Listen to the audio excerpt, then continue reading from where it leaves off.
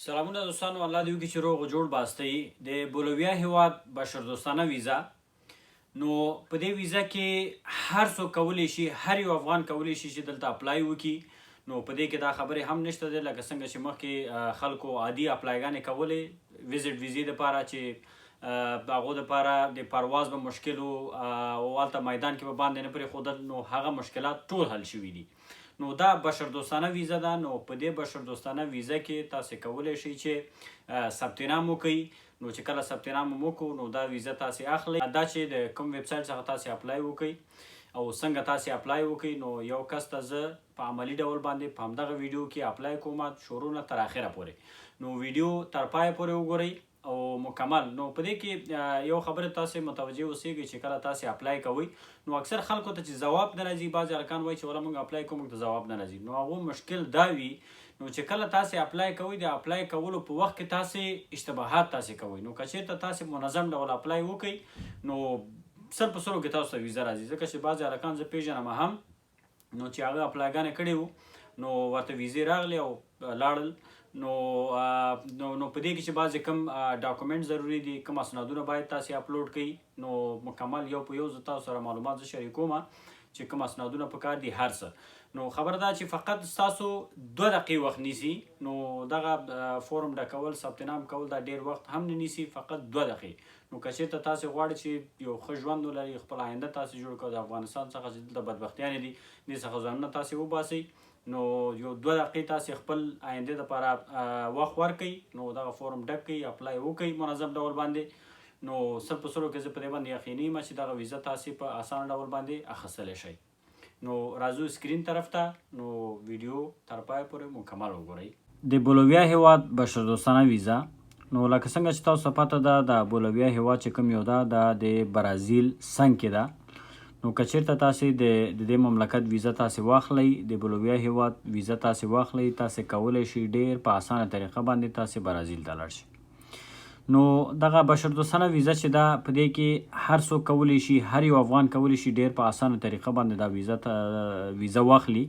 نو دا چې دغه ویزه تاسې په کوم ډول واخلئ، فورم یې کوم ځینه پیدا کړي، کوم اسنادونه پکار دي، کوم اسنادونه چیرته اپلوډ کیږي، اسنادونه څنګه جوړیږي، مکمل معلومات نن تاسو سره زه شریکوم. نو چې دا چې فورم څنګه ډکیږي منظم ډول یو نفر ته زه اپلای کوم شروع نه تر اخره پورې. ټول نه مهمه خبره په دې کې دا ده چې تاسې فورم په دقت ډول سره تاسې ډک کړئ. که چېرته فورم کوم غلطیانې کوئ بیا طبیعي خبره ده چې تاسو ته ځواب نه راځي. نو اوس راځو فورم ډکوو شروع نه تر اخره پورې. نو ویډیو دقیق ډول وګورئ، کوم ځای کې غلطیانې ونه کوئ. نو دغه ویب سایټ ده. لومړی به تاسې د ویب سایټ ته لاړ شئ. دا ویب سایټ همدغه ویډیو په ډسکرپشن کې تاسو سره ما شریک کړی دی، کولی شئ چې واخلئ.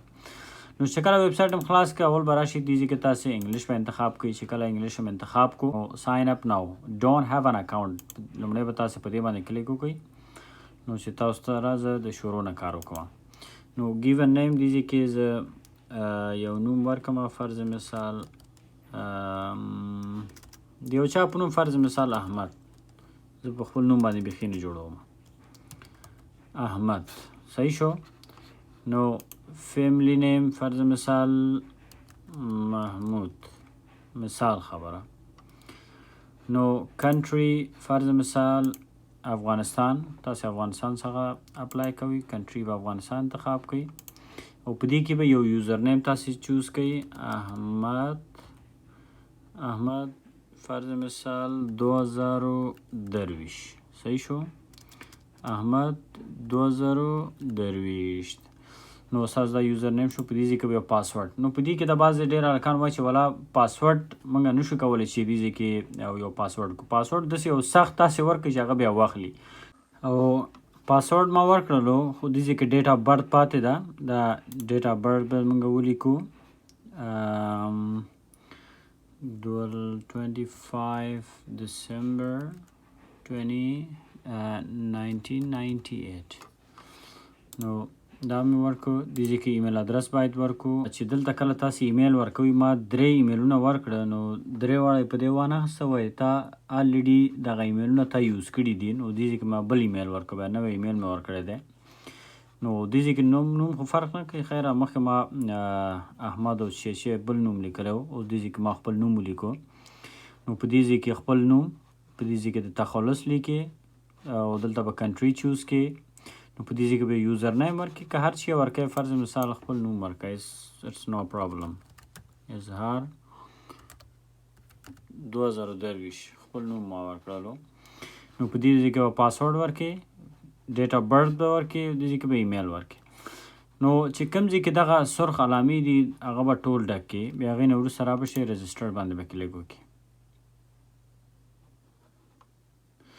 نو چې کله په رجسټر باندې کلیک ګوره دا د یوزر شو ښه، دا د یوزر شو او دا د پاسورډ شو. دا ساحه تاسې ګورئ که نه، فرض مثال که دا سیف کوئ سیف باندې هم کلیک کولی شئ. نو دې ساحه کې ګوره دا زما نوم دی اظهار الحق حمیدي او دې ځای کې چې کوم ایمیل ما یوز کړی دی هغه ایمیل دی. اوس راځو دې ځای کې لیکلي نیو ویزا اپلیکیشن فارم، په دې باندې به تاسې کلیک وکړئ. چې کله کلیک هم وکړو پاسپورټ انفارمیشن، په دې ځای کې به تاسې راشئ. نو تاسو سره کوم پاسپورټ دی؟ نو ډیپلومیټک نه ده، تاسو سره ریګولر پاسپورټ ده. نو ریګولر پاسپورټ به تاسې ووهئ. نو پاسپورټ ایشوینګ کنټري د افغانستان دی، موږ په افغانستان کې اخیستی ده. بیا لاندې راشي ویزا ټایپ، نو ویزا ټایپ کې به چې انتخابوئ هیومانیټیرین ویزا، موږ بشردوستانه ویزې ته اپلای کوو، نو دا به کلیک وکړئ. په دې ځای کې پاسپورټ نمبر، دا ګوره مخکې ما ویډیو الریډي جوړه کړې وه چې په دلته پاسپورټ نمبر ما ورکړلو او ویډیو یوټیوب ریموف کړه. نو په دې ځای کې دا پاسپورټ نمبر دې ځای کې زه ورکوم، خو دا برخه زه بیا کټ کوم چې بیرته دا یوټیوب زما ویډیو ریموو نه کړي. نو پاسپورټ ایشو ډیټ څه وخت ده؟ فرض مثال په 2012 خو ډېر به شاته وي. فرض مثال زه ورکوم پاسپورټ ایشو ډیټ دې ځای کې یو ډیټ زه ورکوم په 2000 فرض مثال په 2021 کې په دې تاریخ ایشو شوی ده زما پاسپورټ، او ایکسپایریشن ډیټ ده فرض مثال 2024 دغه تاریخ کې ایکسپایر کیږي. نو دا هم ورکړلو. دا به مکمل تاسې یو په یو ډک کړئ. ایکسپیډیشن پلیس، فرض مثال تاسې کوم ځای ته غواړئ چې راشئ، لا پاز دا یو ځای نوم ده هلته بولیویا کې. نو دا به تاسې ورکړئ. بیا هغې نه وروسته رجسټر باندې به تاسې کلیک وکړئ. نو چې کله رجسټر باندې کلیک وکړو دا به تاسې به راشئ دویم برخې ته، بلې برخې ته. نو هغه به تاسې ډک کړئ. ایمیل اډرس الریډي ښه ده. نو دې ځای کې به جنډر تاسې ورکړئ، دا انګلیش تاسې انتخاب کړئ چې دې ځای کې دغه شوی ده چې د موجه دا چې دی فیمیل دا میل ده. نو میریټل اسټیټ سنګل او ټلیفون نمبر به تاسې ورکړئ، یو ټلیفون نمبر ورکړئ تاسې چې هر شی ورکوئ. نو پریزنت اوکوپیشن فرض مثال سیویل انجینیر. نو چې وظیفه لرئ اوس مهال هغه تاسې ولیکئ، نیکس باندې کلیک وکړئ. نو چې کله نیکس باندې کلیک وکړو په دې ځای کې تاسې راشئ. نو دې ځای کې لیکلي اپلوډ ا فوټو، نو په دې ځای کې به تاسې عکس به تاسې اپلوډ کړئ په دې ځای کې. نو زه راځم دې ځای کې یو عکس اپلوډ کوم. نو دا به کنفرم کړئ چې چارکونج وي ستاسو عکس. کنفرم اینډ سیف باندې به کلیک وکړئ. نو چې کله کنفرم اینډ سیف باندې کلیک وکړو نو بیا هغې نه وروسته نیکس باندې به کلیک وکړئ. نو چې کله نیکس باندې کلیک وکړو بیا به راشئ تاسې بلې برخې ته. How long in days you want to stay in بولیویا؟ فرض مثال زه غواړم چې 10 ورځې پاتې شم. انټرنس وی، فرض مثال په دغه انټرنس وی پوینټ اف انټرینګ. نو ایرپورټ به تاسې انتخاب کړئ، فرض مثال دا ډیسټینیشن. نو دا هلته ایرپورټونو نومونه دي، دا چې تاسې کوم یو انتخابوئ نو پرابلم. نو لاپاز، what is your main destination in بولیویا؟ فرض مثال موږ لاپاز ته تلل غواړو. what is your secondary عملي کې هیڅ خبره نشته. have you applied before for visa؟ have you applied before for visa؟ no موږ اپلای نه وکړو، دا به همداسې خالي پرېږدو. ډیټ ویر اپلای هم نه وکړی. نیکس باندې کلیک وکړئ. نو چې کله نیکس باندې کلیک وکړو دلته به راشئ تاسې فرست کنټیکټ. ښه په دې ځای کې راځو لیکلي ایمرجنسي کانټیکس. نو دا هغه کانټیکس دې ځای کې تاسې لیکئ که چېرته تاسې کوم ریلیټیو وي کوم فرینډ وي که هر څوک وي دلته تاسې ورکړئ. که چېرته انکیس تاسې په دسرس ونه اوسئ نو هغوی وکولی شي هغې سره په تماس کې شي. نو د هر چا هغه چې نوم ورکوي نو دا هېڅ مشکل نشته ده. فرض مثال زه یو نوم ورکومه، فرض مثال زه نوم ورکومه جواد وفا. فرض مثال اډرس زه ورکومه فرض مثال جلال آباد صحیح شو. سیټي اوینیو سټریټ نمبر هر څه به دلته وایي تاسې ورکړئ 308 سټریټ همداسې یو سټریټ به ورکړو. نو کنټري افغانستان به انتخاب کو. فرض مثال فون نمبر دا دی او راجسټر باندې کلیک وکړئ.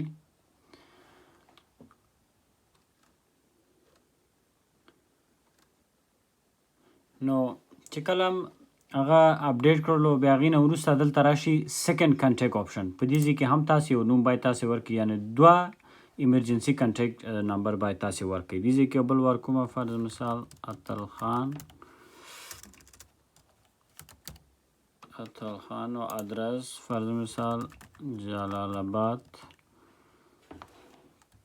500 سټریټ. نو تاسې به دا هر څه دقیق ډول باید تاسې ورسوئ، ګډوډ باید ونه رسوئ.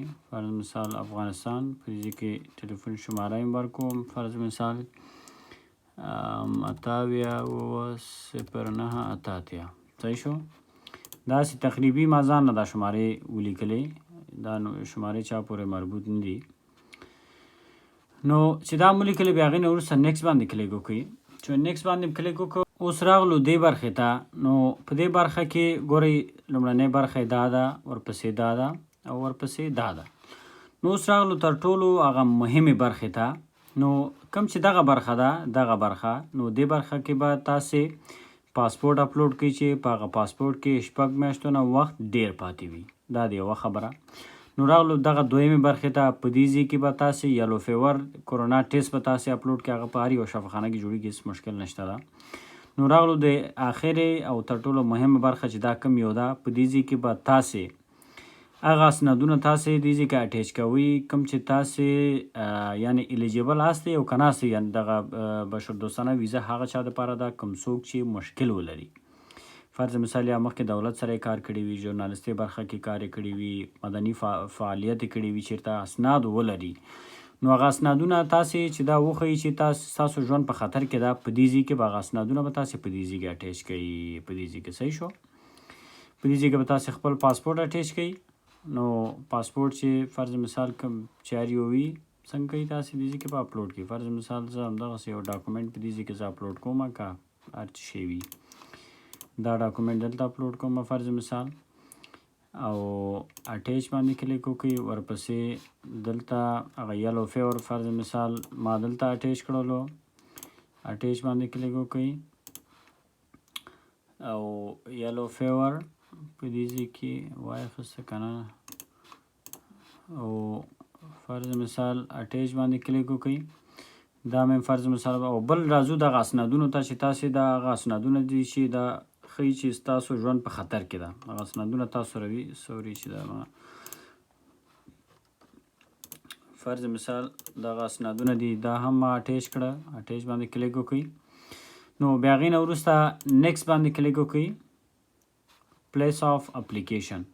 نو اوس یو مهم برخې ته موږ راغلو چې نو دغه اپلیکیشن فرض مثال کوم ځای کې تاسې وړل غواړئ چې دا نږدې نه د هغې ته ویسئ، کونسلر ته ویسئ او یا د هغې کونسلیټ ته ویسئ.